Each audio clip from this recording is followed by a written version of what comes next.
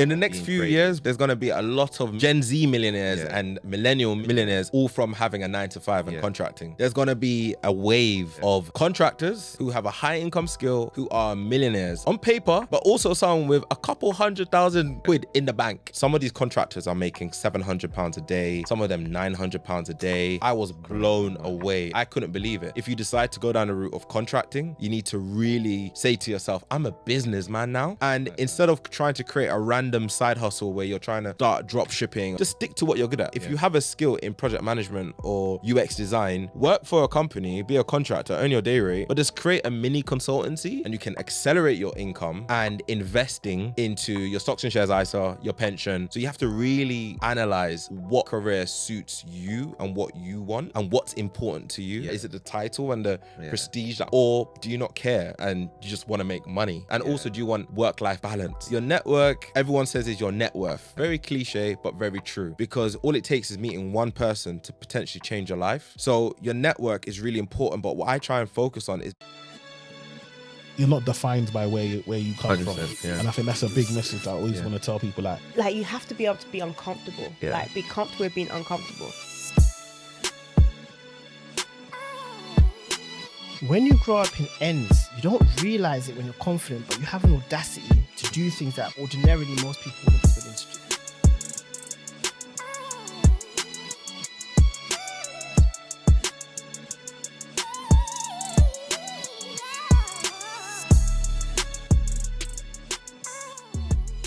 Welcome back to another episode of the podcast. I'm your host, Atto. We got special guests in the building. Dominic, how you doing today? great, man. Feeling good. How about yourself? How are you? I'm good, man. I'm good, man. How's the day been for you so far? So far, so good. You know, woke up this morning and decided to water the lawn. I just got my garden done. Okay. And wow, so expensive. Landscaping. So really, You just recently get it done, yeah? yeah. Really recently got the garden completed. Cost me a lot of money, a couple £1,000s. Definitely a high income skill, landscaping, because these gardeners charge a lot of money between the materials and the labor costs. And then of course you need to get a skip to clear the rubbish. It all adds up. But decided this morning to water the grass because it got laid recently and you have to water it for a certain period to make sure that it, obviously grows and, did that this morning and then got ready and then came down here. So all good so far, all good. I love that. I love that the fact that you said that garden's a high income skill. You're absolutely right. It's never going to go away, is it? Like we're always going to need that, right? Always going to need it. Yeah. So need-based business. So that's mad. Definitely interesting field, I would say. That was my morning. Love that. So who is Dominic? Oh, good question. So Dominic is an ambitious, family-orientated individual who doesn't take life too seriously as well,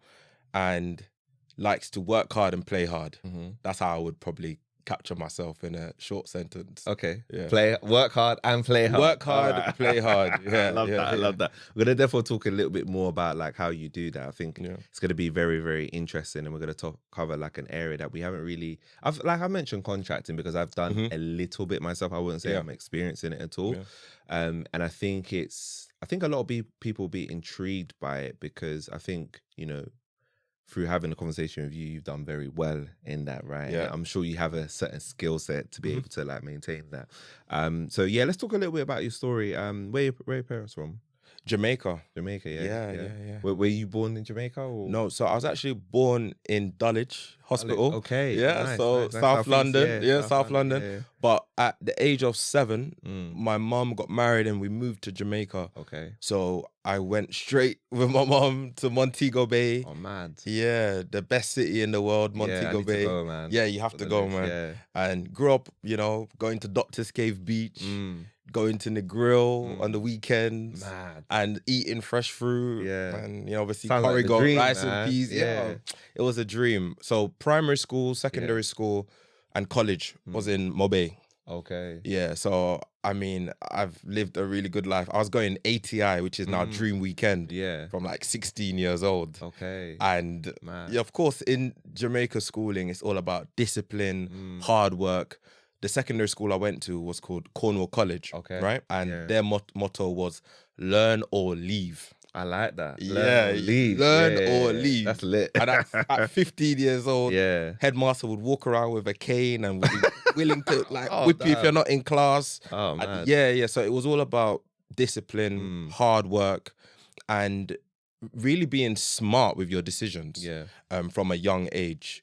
And in terms of the curriculum in Jamaica, I would say definitely really advanced as well. Yeah. When you compare what a 9th grade student would be doing in secondary school versus someone in the UK for like English literature or mathematics, totally different. And I know that because I had the privilege every summer to come back to England. So I would come back to England every summer between probably 12 to 16. Yeah. And I would spend time in South London in Lewisham, right? With like one of my cousins. Yeah. And when you compare what they're learning in their school versus what he was learning versus what I was doing, I was like probably like a year or two ahead. Oh, mad. In, you know, some of the things we were learning, like, you know, like matrices and some of the algebra equations. I found that quite interesting. Okay. But growing up in Jamaica was a great experience. I loved it. Came back to the UK at 18 in 2007 because, you know, I was born here. Yeah. It made sense to come back for university. And decided to do a law degree. Okay, you did a law degree. I did a law degree. Nice. Yeah. I did a law degree. Yeah. I went to University of Greenwich. Okay, nice. Did a law degree. Got a 2-1. Yeah.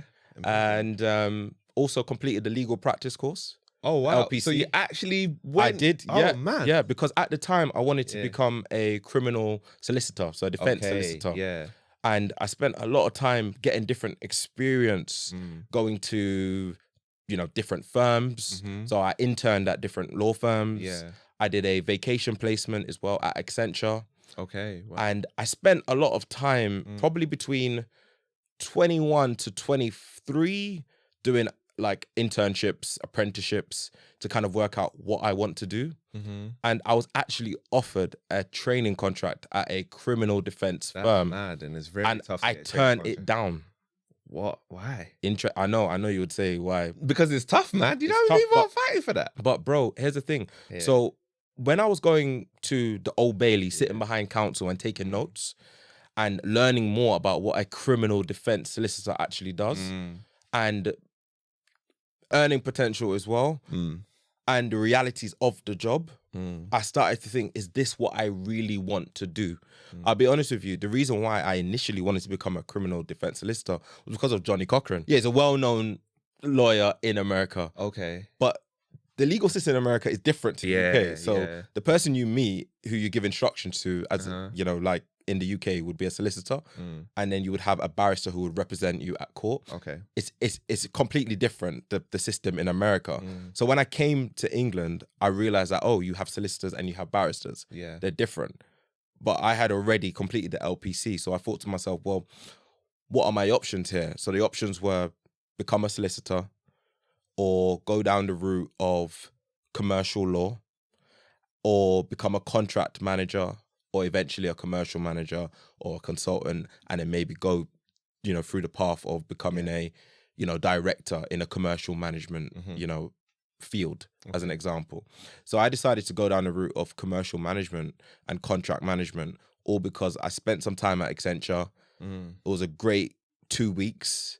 Yeah. My vacation placement that I secured through networking led to 2 weeks of learning about contract management, learning about what the realities are of a commercial person, essentially. And I thought to myself, I could always pivot back into, you know, working as a solicitor if I wanted to in the future, you know? Okay. So, yeah, I decided to go down that route. Plus, it paid way more than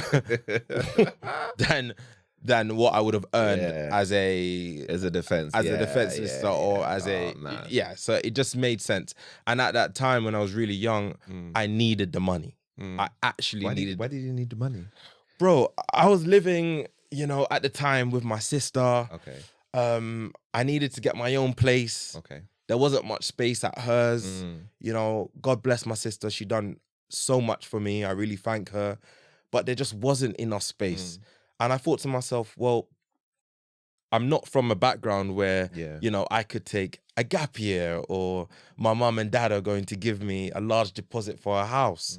So when I was young, I was in my early 20s. It was all about making money. Okay. So perhaps if, I don't know, I had the support or the resources where money wasn't an option, or money wasn't something which, I wasn't in need for money, I should say, I probably would have looked at things differently. Okay. But because I needed the money, I needed to get my own place, I had goals of getting on the property ladder, I decided to make a decision of going into a certain field. Plus, I enjoyed it as well. Okay. So it just made sense. When I looked at the pros and cons of being a criminal defense solicitor versus being a contract manager at the time, it just made sense to go down the route of managing contracts once they've been signed and managing the obligations and deliverables associated with a contract. That's interesting, man. You use your law degree effectively. Yeah. In my law degree, I don't know.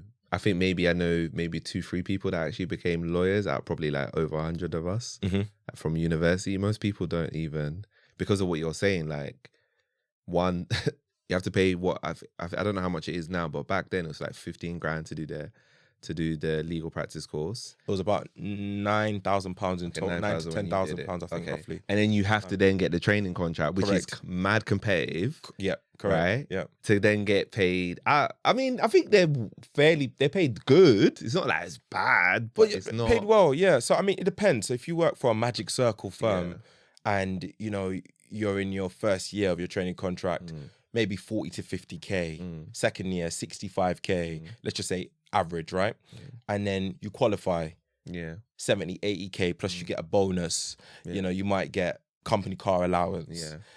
But there's alternative careers in law where you can earn the same without working from 8 a.m. to 2 a.m. That's the problem. I've got friends who work some crazy hours, and they're on like 130k a year. And I also know commercial managers, contract managers who are making the same, or they're earning a day rate of £750 a day, and they have a better quality of life. They, in terms of like status quo, owning a home, they own their own home too. They drive a nice car. They travel 4 to 7 times a year. So they have exactly the same things as a lawyer, a solicitor, I should say. And the only thing they don't have is the title. Right? So is the title more important? It depends on what you want. Right? Is it the title and the prestige that might come with you being a barrister or a solicitor? Or do you not care and you just want to make money? It really depends. And also, do you want work-life balance? That's another thing. Because, bro, as I said, I know people who have worked for large Magic Circle firms, and I won't name the firms, right? But they're working till 3 a.m. and sometimes back in office 7 a.m. the next day. What kind of life is that? Bro, to me, that's not for me. Yeah. That's not for me. So the sweet spot for me is being able to work in a hybrid arrangement, work from home 3 or 4 days a week, maybe go in office, every now and then. So that for me was the sweet spot. So as I said, when I, laid the cards on the table and I looked at what my options were, I'm so grateful to have worked at Accenture as a junior and then be re-invited for an interview after I completed my 2 weeks vacation placement and then work at Accenture, great company to work for, great culture. You learn a lot. You are also provided support. My manager at the time was lovely.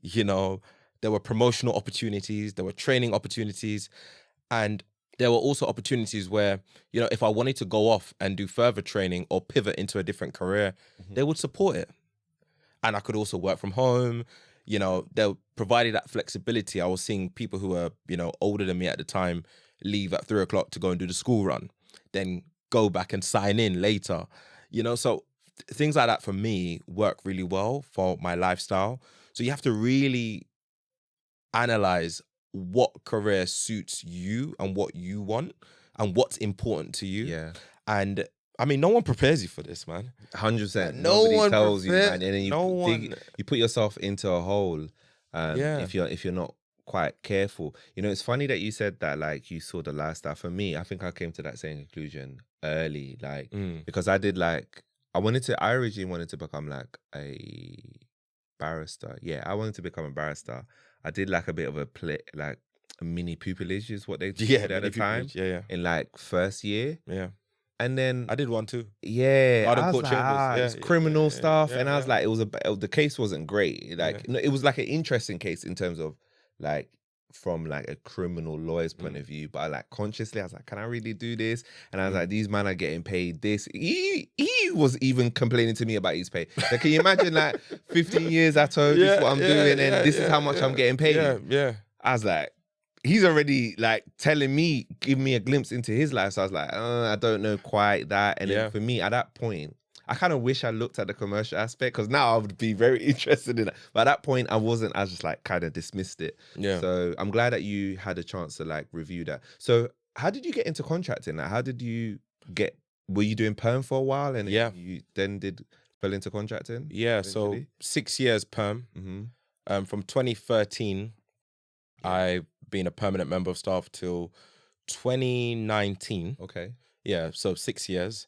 And then my first contracting gig was, I think, in June 2019. That's when I started. Nice. And really good day rate, outside IR35. Had to set up my own company.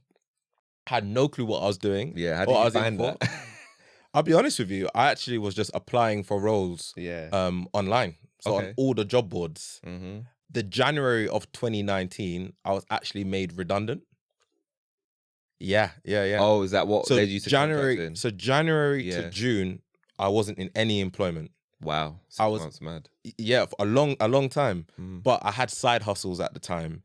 I had income from property, was I owned real estate as well. I've owned real estate from 26 years old, from I was 26. Okay, wow. So for me, it was a shock to the system to be made redundant, right, in January 2019. And I had the mindset that, jobs are safe, permanent jobs are safe. You know, there's stability. That wasn't the case. And then I was doing a mixture of tuition, right? I was renting out my car as well. Renting out 2 cars on different platforms like Turo and all these other car sharing platforms. And then earning income from real estate. And then because I was kind of like in a bad place mentally about careers and jobs and, you know, adulting. I was like, wow, I'm really going through a tough time right now. I was struggling, bro. And then I just think through prayers, hard work, you know, asking God, like, what am I supposed to be doing in my life, you know, led to applying for a role at another great organization. And what happened was I walked in for an interview and the lady I met said, look, it's a contracting opportunity for 6 months initially. And, you know, would you be interested? Pretty much the same day she offered me the role. Wow. Yeah. So I interviewed in like early May.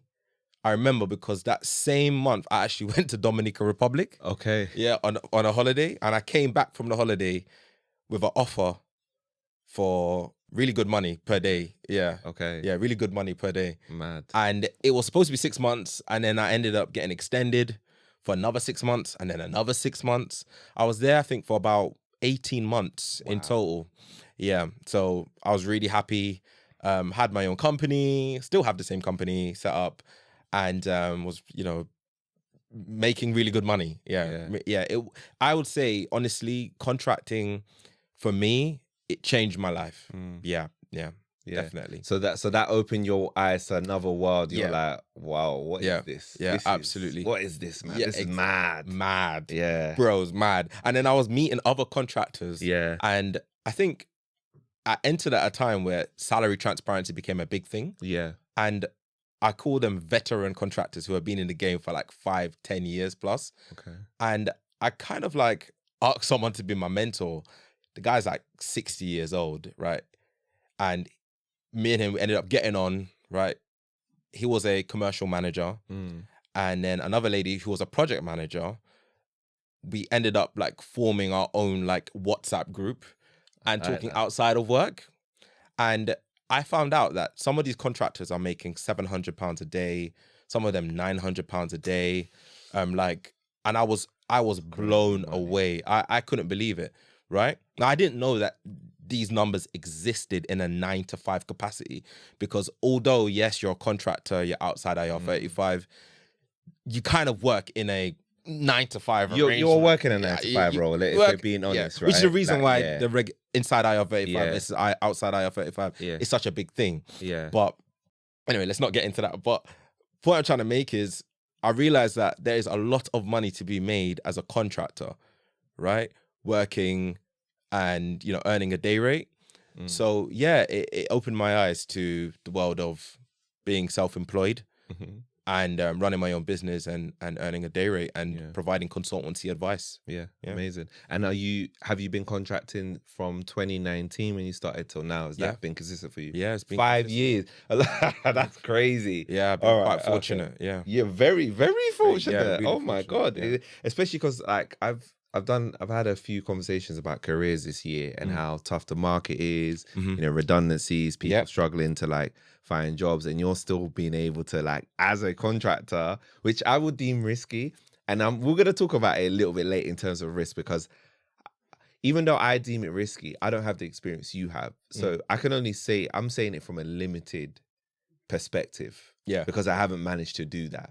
Yeah. And I acknowledge it, right? Yeah. You know, I'm saying it's risky, but I'm not saying it based on, oh yeah, I've done it for 10 years. So it's not really an informed opinion. So it'd be good to like get your point on that. So, okay, so you've been doing it for like 5 years, right? Coming up to 6.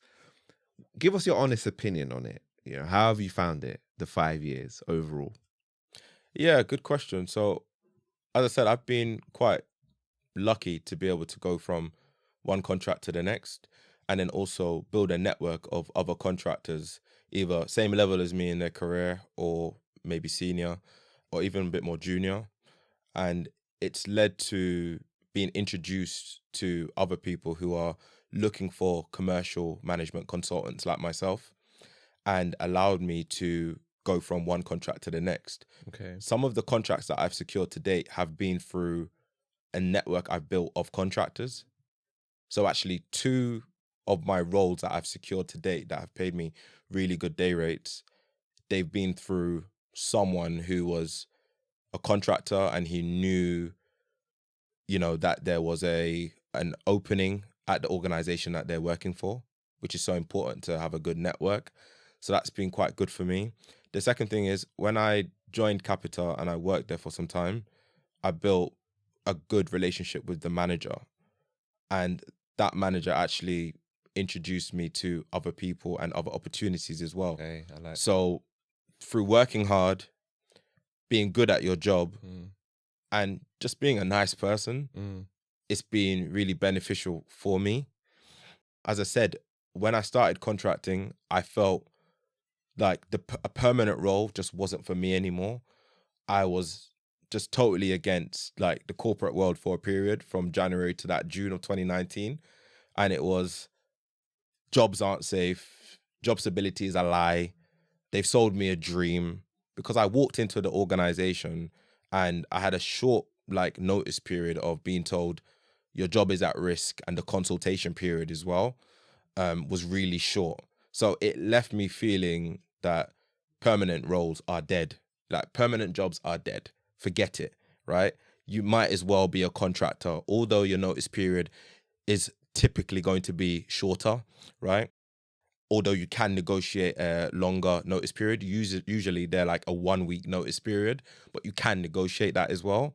I thought to myself, I'd rather bet on myself, bet on my skill set and experience, and go for a contracting role and earn a day rate, because I know I can command $450 to $650 a day outside. And I know that I could also get an inside IR35 role that's paying $650 to $750 at my current skill set, right? So I decided to take the risk and bet on myself, because I've invested my 10,000 hours. Yeah. I understand how to manage a contract. I understand, you know, how to negotiate a contract. I understand how to deal with risk and issues.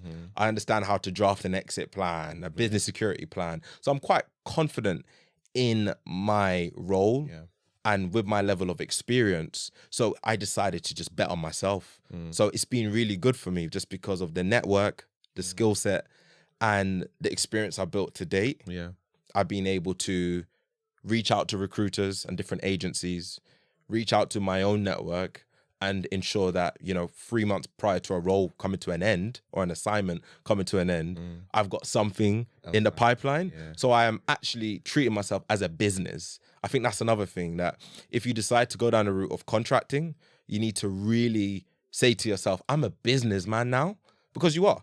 I mean, if you've set up your own limited company, right, and you're a shareholder, or you've structured it in a way where there's multiple shareholders, that's another topic, right? And you're a director and you have an accountant, you are a business owner, you're self-employed. So I have to treat contracting as a businessman. So I have to ensure that in my pipeline for this year, that there's maybe 2 to 3 opportunities coming up at the end of this contract. I need to also ensure that, my taxes are paid. I'm logging all my information on the platform that I use. There's different software that's out there for you to manage your business expenses, your corporation tax, your VAT. So because I have all of these things associated with what I do now, because I'm a contractor and I'm self-employed, I treat it as a business. So I am a business. And then also my personal brand is also a business, because that is leading to getting more opportunities and more jobs, and people saying, I've worked with Dominic, he's good at what he does, you should consider having a chat with him for future roles in commercial management or project management or contract management, because I can do a mixture of 3, right? So it's really good that you focus as a entrepreneur and you treat yourself as a self-employed entrepreneur, as a businessman, when you decide to pivot into contracting. You have to. I love that. And I love the fact that you said that. And it's funny because I should have mentioned that when we talked about, I mentioned redundancies, and it's like you say, like it's like the, the fallacy of permanent jobs being permanent. They're not really permanent, right? Like I said, I think I've said this in previous episode. Recently has been the most, I've never seen so many people I know get made redundant ever in my career, right? So that just already proves that. And I think if you have to be, this is how people get like kind of like the rug kind of swept under their feet, right? They stay in the career they stay at the job for too long, they don't really upskill. Let's say 10 years plus, then they, maybe unfortunately get made redundant. Then they struggle to really find another job, because finding another job is a skill in itself, right? Interviewing is a skill in itself. So if you haven't interviewed for 10 years, you're going to be mad rusty. Mad rusty. You might not even have the same energy. Your skills might be out of date. So I think with contracting, the great thing about that is that you're having to constantly adapt. If there's new skills that you need to develop, you're doing that. Like you say, you're networking. You're just developing all these life skills that are... You're a amazing. salesman. Yeah, basically. I am a salesman, bro, because I interview more than the average person who has a permanent job, because if I move around every 3 to 6 months, or if I get extended, then I might be having a discussion about my day rate and asking for an uplift, right? So I'm constantly selling. And then I'm talking to other small consultancy agencies, like I spoke to you about earlier, and they might be a small company. They might be bidding for work and asking me to do the work. So they subcontract the work to me. And even that, it's a sell. I'm selling my skill set and telling them I have the experience to do this. So this is the reason why I create content online now to talk about careers and interviewing and preparing for interviews, because I'm always having conversations with recruiters, small agencies and small consultancy firms, which are kind of like mini PwCs or mini KPMGs. And they win work and then they will subcontract the work to me and my company. So I'm always interviewing, always selling myself. So you learn so much about sales, negotiation, the importance of your personal brand as well, to win work and win new business. I love that. Okay, so obviously people will be thinking, you're making all this, you can make all... Actually, are you happy to share how much you make, roughly? Like, you can give a range. It doesn't have to be exact numbers. Like so daily rate range, Well, I mean, in my field, you can make outside IR35 $450 to 650 a day. Okay, that's currently quite good. with like That's 10 years experience. Okay, and that's about six figures ish. That's over 6 figures. Yeah. Okay. So Okay, 120 to 160. that's quite a lot. You could make. Yeah. Okay. 100 to 160. It really depends, right? Okay. And if, as I said, £400 a day, you're looking at 100k a year. Okay. But Wow. 650 a day outside, you're making more than that. And then inside IR35, 570 inside would give you 100k salary if you're perm. Okay. But you can make up to 725, 750 a day inside as well.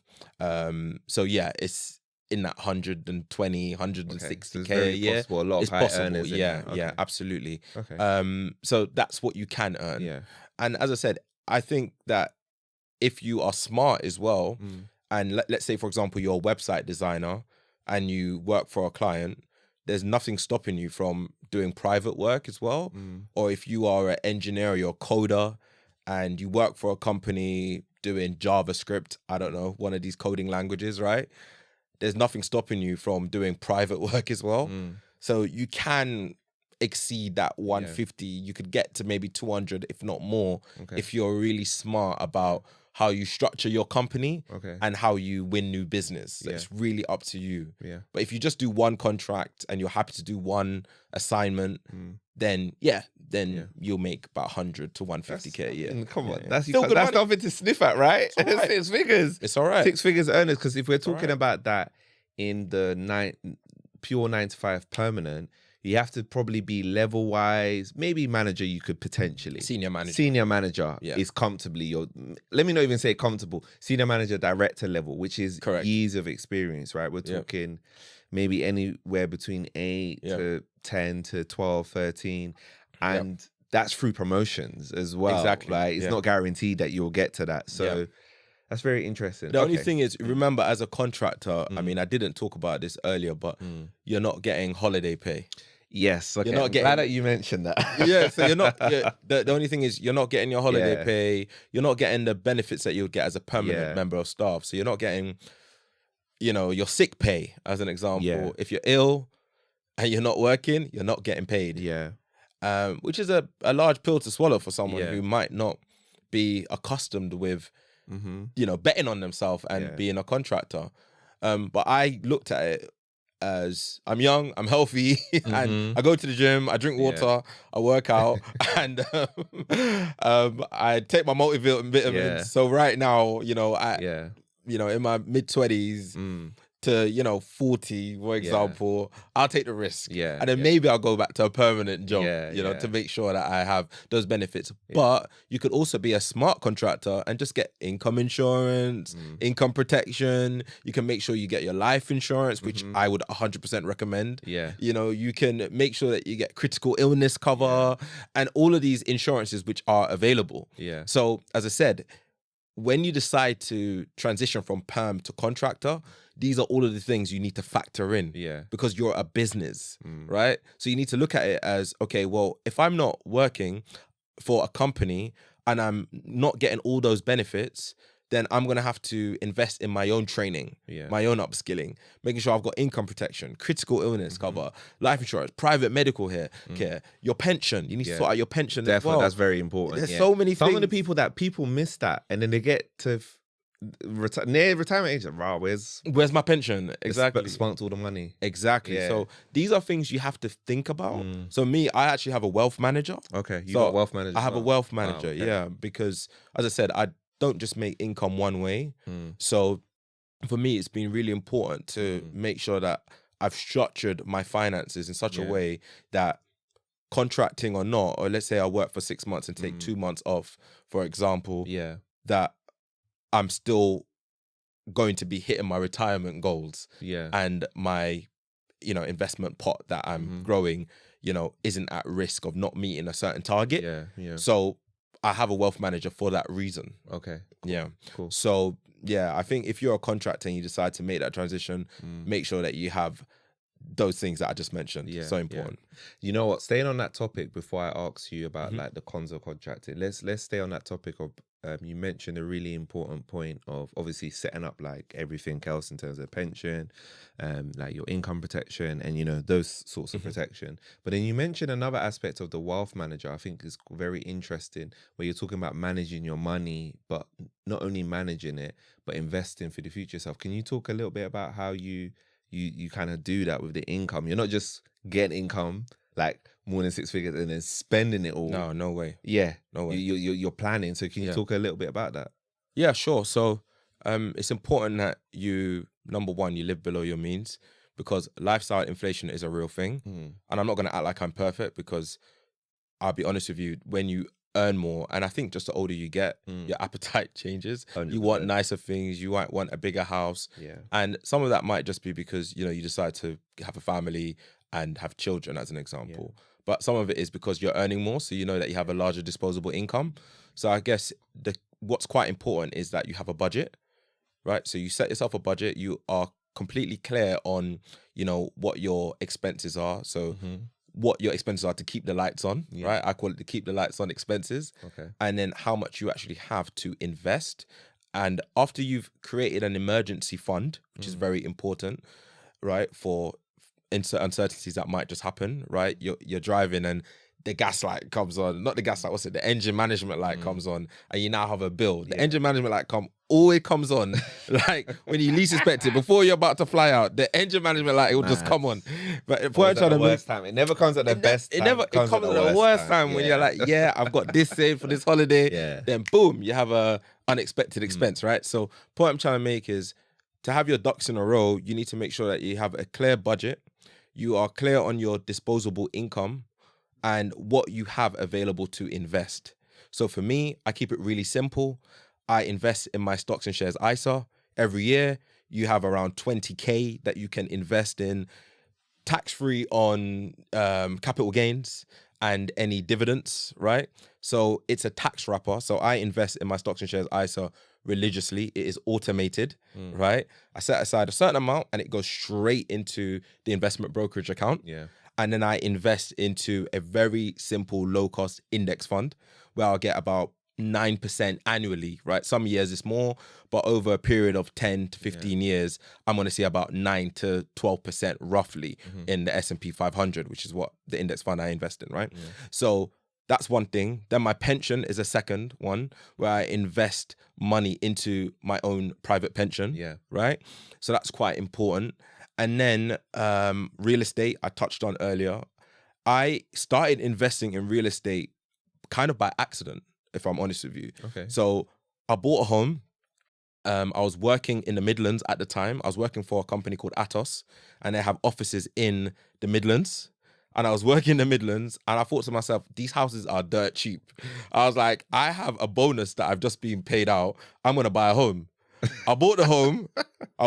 Because I was like, it makes sense. You know, it was near a train station. It was on a good street. There were, you know, good facilities close by, the hospitals, the school.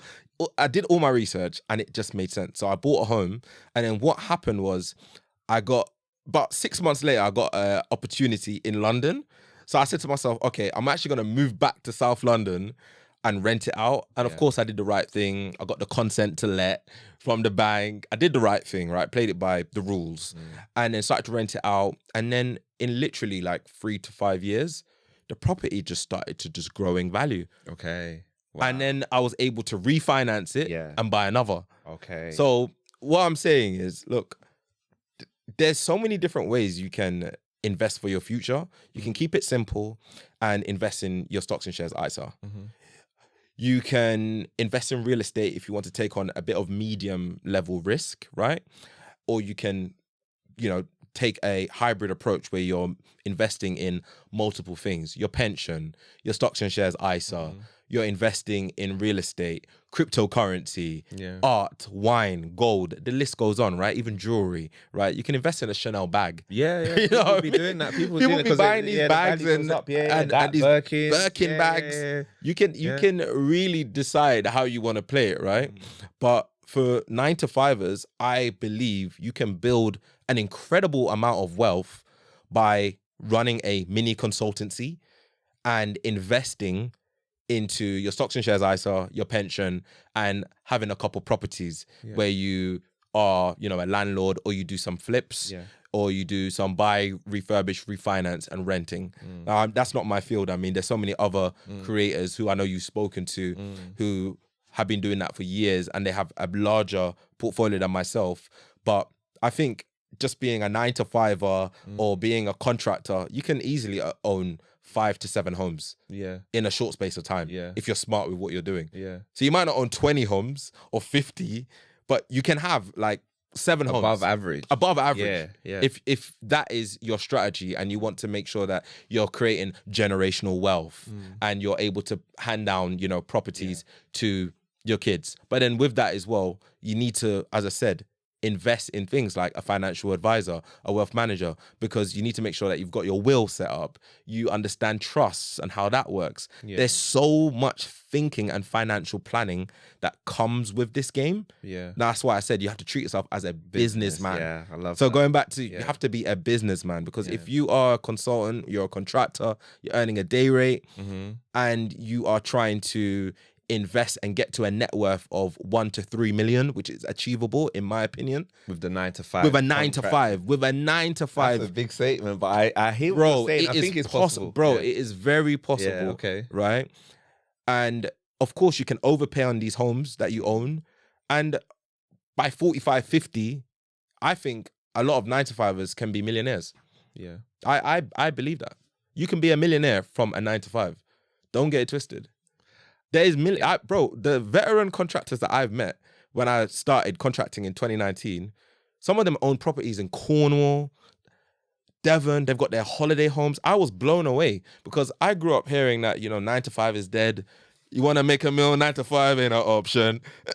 Bro, that's a song that I still listen to this day. And sometimes I listen to it and I'm like, boy, I think Tion Wayne and NSG, they're not sure, you know, about the 9-to-5ers are out here making money. You're 9-to-5er and you're investing your money correctly, you can have a net worth of $1 mil to 3 mil. In my opinion, I would imagine that a lot of people in the rich. The funny thing is, when we say 9-to-5, you know, even the businessmans are 9-to-5 man as well. They're not stopping working. Let's be real. They're 9-to-5 of their own business. Yeah. So the reality is, look. I understand, look, the average salary right now in the UK, what is it, 36K? I think it's about 36K. Yeah.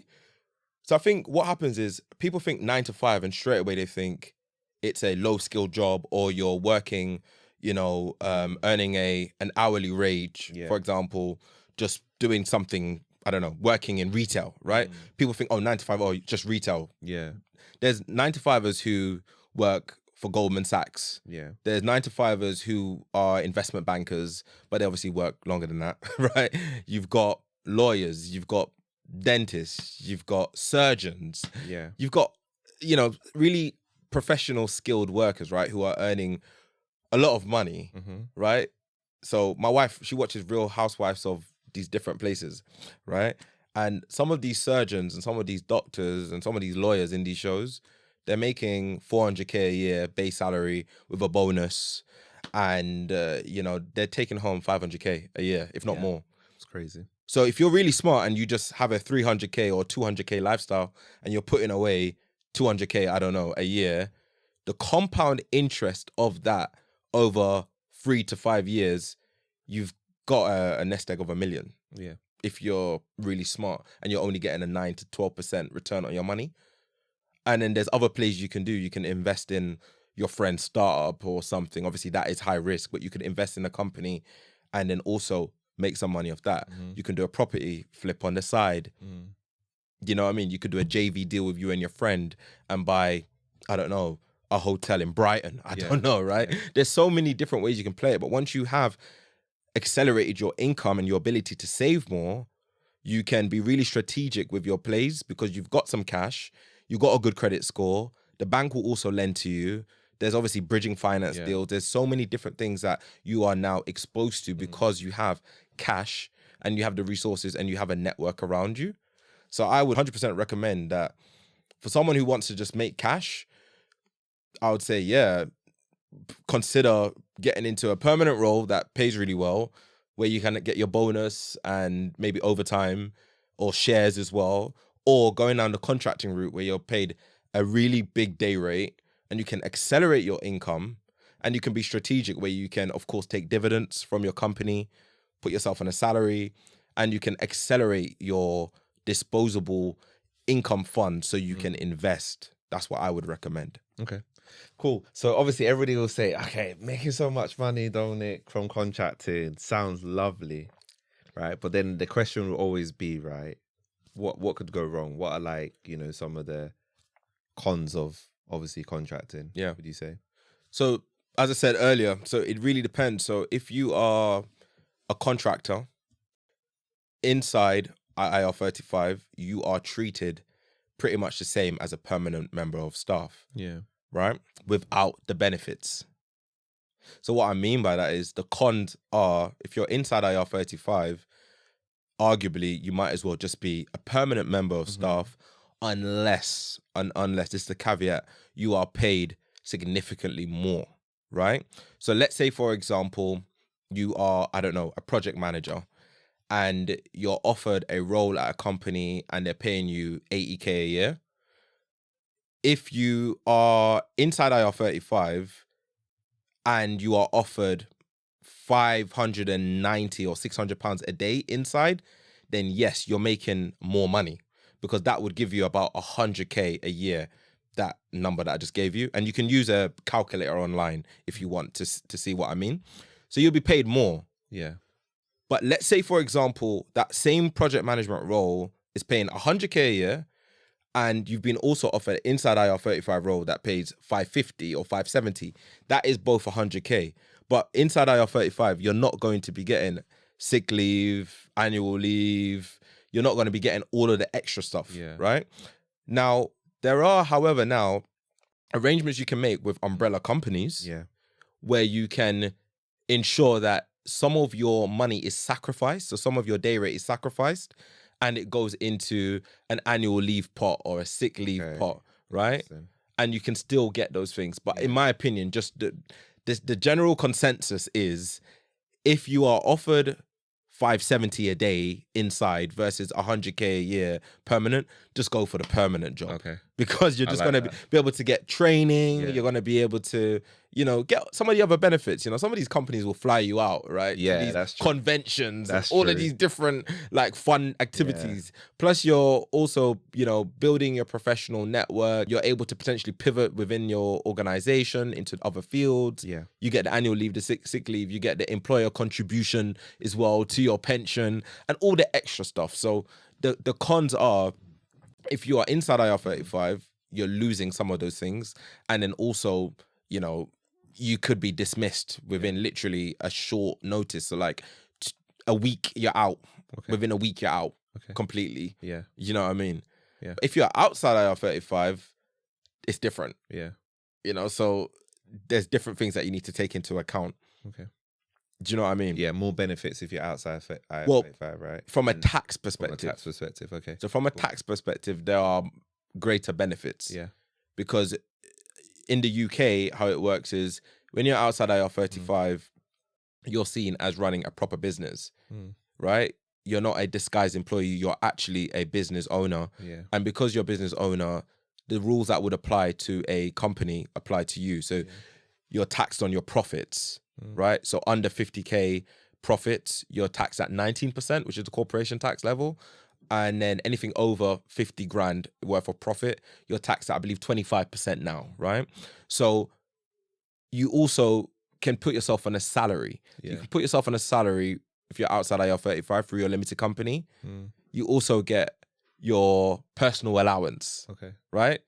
Which is 12,500, I believe, 12,560 or something like that. It changes every year, right? And then you also can withdraw dividends. And there's also different tax thresholds for that. It's more tax efficient being outside IR35 contractor, providing trusted advisory consultancy services as a contractor than being a permanent member of staff. Okay. So I would recommend, if you can, be an outside IR35 contractor and bet on yourself. That's where it makes sense. That's where it makes sense. It's a no-brainer. Okay. I mean, I like risk, but it's a no. Yeah, and it changed my life. It changed my life, so I recommend it. Yeah. Okay. So I've got like questions around, is contracting suited to everyone? Like, so when what types of people is it suited to? And experience level, when we're thinking about that, do you have to be really experienced? If you have less than 2 years, should you even be looking at that? Should you be maybe thinking along the lines of, let me build my experience with permanent 5 years, 7 years, and then maybe beyond 5 to 7 years, then I'm a bit more of a credible contractor, because you're going to be competing with people that's been in this game for a while and have got the experience. Yeah. So the general consensus to answer your question is you need 3 years experience. Okay. That is the general consensus. Yeah. If you speak to a recruiter or an agency, they would say the same thing. Okay. However, here's the thing. You remember earlier when I said you could have your own mini consultancy? Yeah. There's nothing stopping you from creating your own company and providing consultancy services. It's exactly the same thing as what a contractor would do. So if you're a UX designer, you're a website designer, you're a graphic designer, you're a project manager, you're a program manager, business analyst, a contract manager, commercial, whatever, right? If you're one of these and you work in a permanent capacity, there's nothing wrong setting up your own company and providing services on a retainer-based arrangement or a day rate, where on a Saturday or on a Sunday, you help a small company out with the work that they need. But if you're just applying for jobs online, right, where you're working for these big brands and these big companies, and you're earning a day rate, between that $450 to $1,000 a day, or more, people in cybersecurity can earn more, then I would say you need to invest your 3 years at minimum to get your skills and your experience. You need to become a subject matter expert. You need to work really hard and hold your head down, invest your 10,000 hours, get really good at what you do so you don't have many moments of imposter syndrome when you are betting on yourself and working as a contractor. Because we all deal with imposter syndrome. I still do, even though I've been doing this for years in my field. But you will have moments where you might think, this is actually quite challenging, or this is actually a tricky assignment where I am learning things as I'm doing, and I'm going through that period of unconscious learning while doing the work. So I would recommend that you invest 3 to 5 years is a sweet spot before you go down the route of becoming a contractor. Okay. But as I said, there's nothing stopping you from providing consultancy services on the side. I actually believe a lot of people should just stick to what they're good at and create mini consultancies and provide that service. Build their personal brand and just have a mini consultancy where you're trusted advisor into different companies and smaller companies and helping them. And maybe to say, look, $2,000 a month, I will do this for you, and have just different packages. I don't think there's any harm in that. And then what that will lead to is, number one, earning more, and number two, building your experience that you need for your actual main day job. Do you know what I mean? And instead of trying to create a random side hustle where you're trying to start drop shipping or you're trying to start selling on Amazon FBA, and some people are successful and some people fail, just stick to what you're good at. Like if you have a skill in project management or UX design, work for a company, be a contractor, earn your day rate, but just create a mini consultancy where you are providing the same service, or even create a newsletter like the one I've created, the Career Guard, where you have a newsletter linked to the field that you're in, and you write to a niche audience about your skill set. Let's say, for example, you're a software engineer and you work your day job and you're making £700 a day and you're a senior coder. Nothing stopping you from building apps on the side, or creating a mini consultancy and outsourcing the work, subcontracting the work, and earning some of the profit that's made, and then having a newsletter that is all about best practice for coding and what's happening in the coding market, and then selling that to different people who want to advertise, different training providers and stuff like that. So I think that there's a lot of ways you can make money just in this consultancy game and just being good at what you do. I love that. So let's stick on the roles. What are like some of the high income roles and skills that people can look into. Yeah. You know, to be able to, you know, start to achieve the day rates and, you know, opportunities that we were talking about. Yeah. Okay. That you know of. Yeah. Yeah. So there's some crazy roles out there, man. Yeah. Right. The other day I came across a role which required you to go into a cave Yeah. and take out bat poo. Seriously? Yeah, bro. Yeah, bro. You're joking. I'm not joking. Yeah. So bat poo is called guano. Did you know that? Nah. And bro, you can make millions providing that fertilizer to farmers and different agriculture companies. Yeah, bro. It's hilarious. Bro, I'm learning so much. There's people who go into bat caves and make money from the fertilizer. Yeah, bro. Now I know online everyone is get into tech, break into tech, cybersecurity, project management, commercial contract management, and I'm one of them because on my TikTok that's what I talk about. Yeah. But there's some roles out there that you might not even know exist, and that's the reason why I created my newsletter. Yeah. Because for me, I'm like, yo, everyone is trying to chase the same bag right now. Yeah. Everyone is okay. Be a scrum master, be a project manager, be a business analyst, and there's roles out there that pay really good money. Okay. There's landscapers, as I said, that, you know, I just paid over $6,000 for my garden. I couldn't believe it, right? And a lot of that was labor costs. You know what I mean? And then, as I said, like gas engineers make money. The gas engineers who install boilers, new radiators, they make money.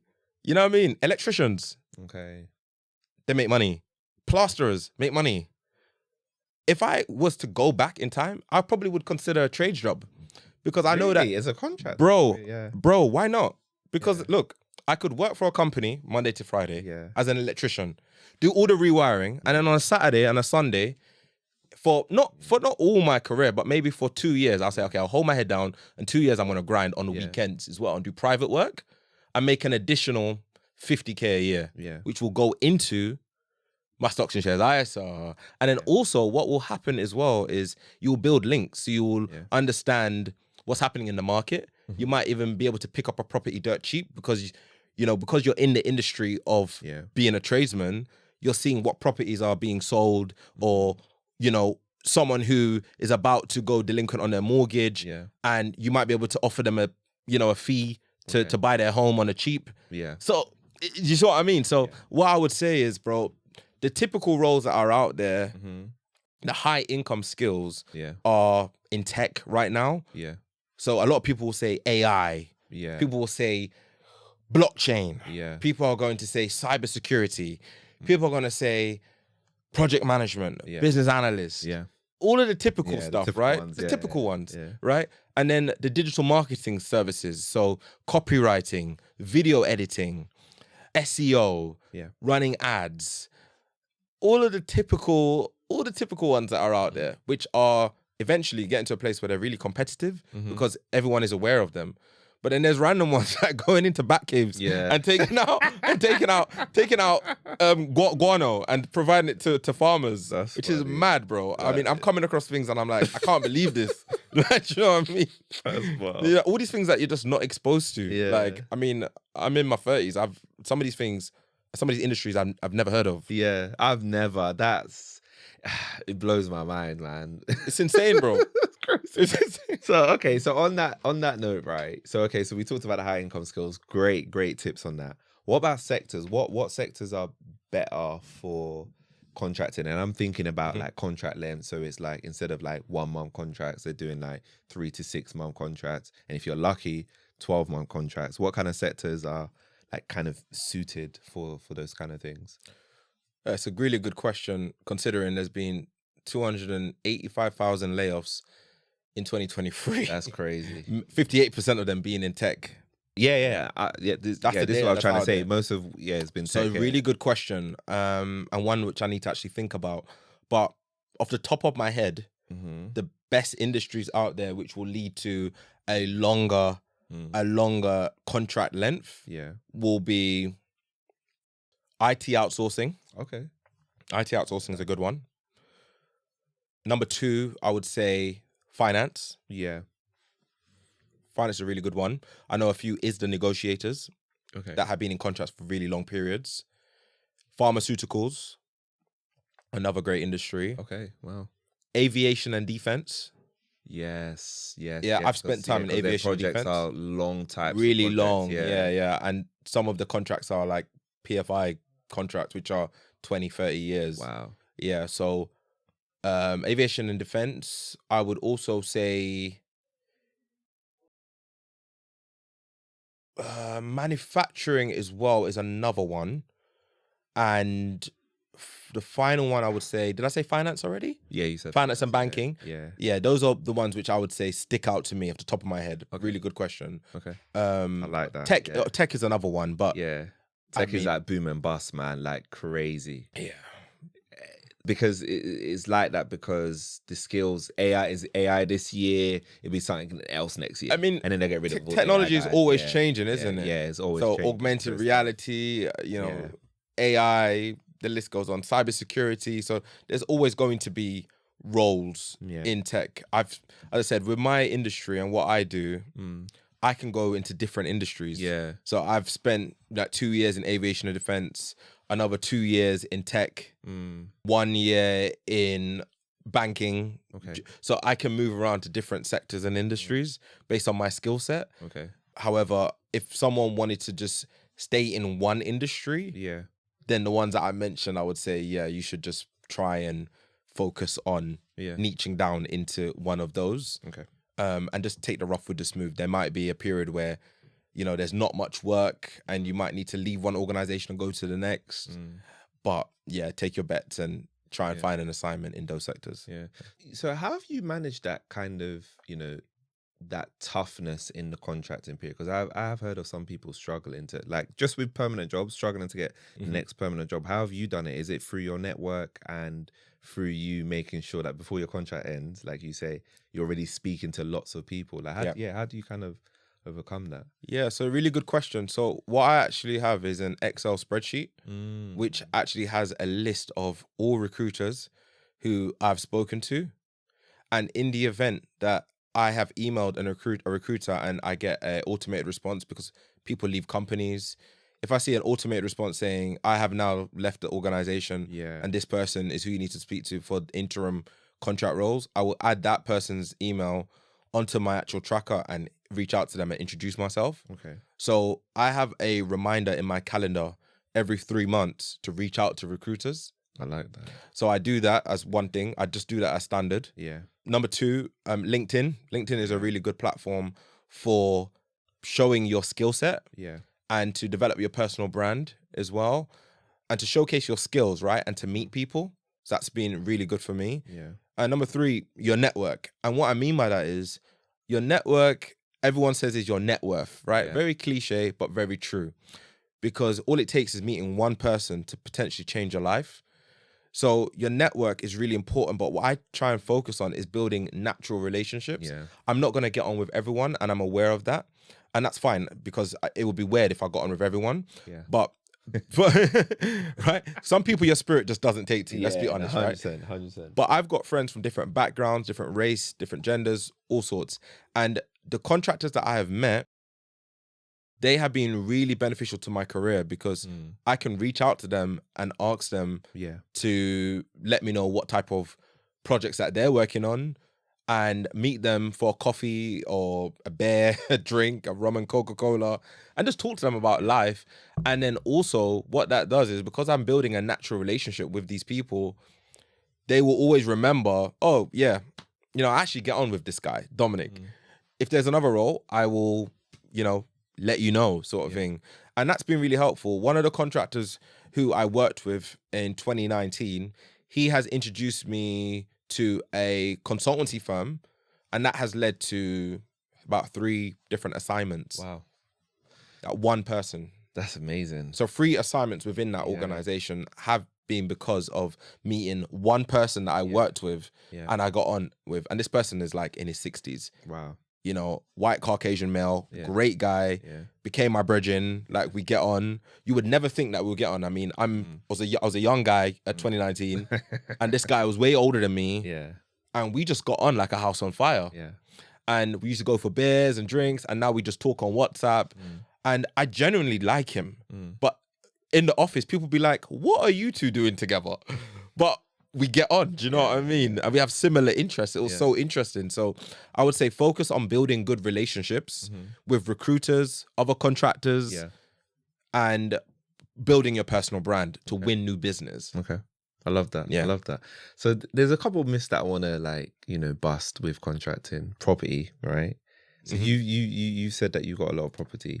Does that inhibit you getting a property? Because that's one thing that some people are like, oh, but with the perm, you know, obviously is easier in it. If you know your salary, they say, but with like contracting, there's this whole, oh, we might need your accounts for a few years, right? So talk to us about that. Is that the true thing? Does it prevent it? Or no, I would it doesn't prevent anything.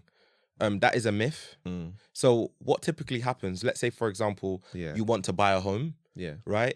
And you work with a mortgage broker, your mortgage broker will ask you for your tax return, so your self-assessment, right?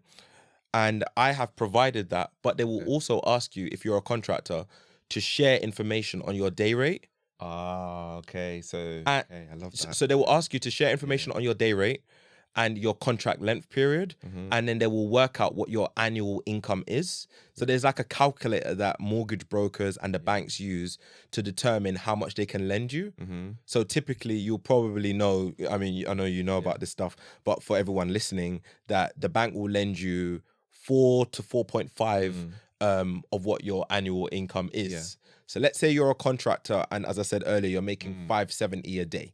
570 a day is 100K, right? A year, annually, right? So what the bank will say is, okay, we will give you between 400 to 450,000 as a loan, right? That's based on you earning a day rate of 570, right? Now, I have had times where I've been asked for a lot of information. And what I mean by that is my actual contract, right? So I had a lender ask me to share my contract, which was between my company and the client. And share my invoices, that information, so they can actually cross-reference the data to make sure that it aligns to the actual contract. But that has been the only challenge that I would have come across. Other than that, it's been really easy. So I think that is a myth. It's a myth. It's a myth. Great. Amazing. It's been such a great conversation with you, Dom. So talk a little bit about your newsletter. Where can people find it? Talk a little bit about what people can expect from your newsletter. Yeah, sure. So I own a newsletter with my co-founder. It's called The Career Guard. And every week we send out information on careers advice, how to accelerate your income. The typical newsletters are information on job hopping, should you be job hopping or not, information that covers how to become a contractor, how to secure a promotion in a permanent role, information on how to invest your disposable income. So what we're doing is democratizing careers and personal finance information. We're trying to be your internet big brother, because as I said, I'm learning so much in my 30s now, which I wish I knew in my 20s. So the Career Guard newsletter, it provides that. It provides everything you need to know about the corporate world, how to navigate the corporate world, how to get ahead in your career, accelerate your income, and how to, you know, maximize the income that you make. So yeah, I mean, you can tag it if you want. Check out the Career Guard on Instagram. The Career Guard is all one word. And sign up to the newsletter. It's free. There's no cost. Okay, amazing. And where can people find you? Obviously, if they want to connect with you, they want to ask you more questions and things like that. Yeah, sure. So my @ on Instagram is Soambitious, all one word. So that's Soambitious. And on TikTok, it's Soambitious with an extra M. On TikTok, I have about 60K followers. So please only follow me, because there's about 20 fake accounts trying to impersonate me. So please look out for Soambitious with the extra M. About 60K followers at the moment while recording this in April. So that's me, Amazing. And on LinkedIn, Dominic Hay. Amazing. Dominic, this has been such a great conversation. I've learned so much. I have so much more questions that I need to ask you. So we're definitely doing a part 2. Without a doubt, like I feel like we've learned a lot. Not just, you know, you've broken down careers in a different way and gotten people to like expand their, you know, like you said, their skill set, right?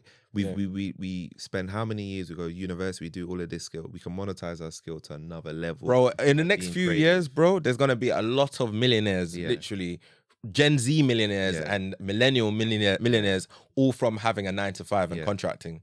There's going to be a wave of contractors who have a high income skill, who are millionaires on paper, right? But also someone with a couple 100,000, quid in the bank. That is my opinion. I love that. 100%, bro. I love that. So do you have any final words for the watchers and listeners? Final words, check out the newsletter, The Career Guard. It's free. I would really appreciate if you sign up to the newsletter.